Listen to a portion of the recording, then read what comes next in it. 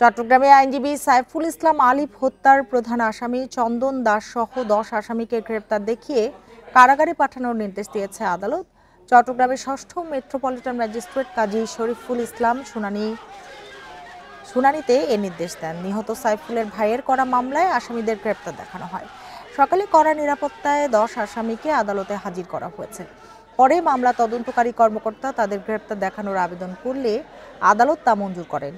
গত ২৬শে নভেম্বর চট্টগ্রামের আদালত চত্বরে চিন্ময় কৃষ্ণের অনুসারীদের সঙ্গে পুলিশের সংঘর্ষ হয়। সেই ঘটনায় নিহত আইনজীবী সাইফুলের ভাই বাদী হয়ে বিস্ফোরক আইনে মামলা করেন।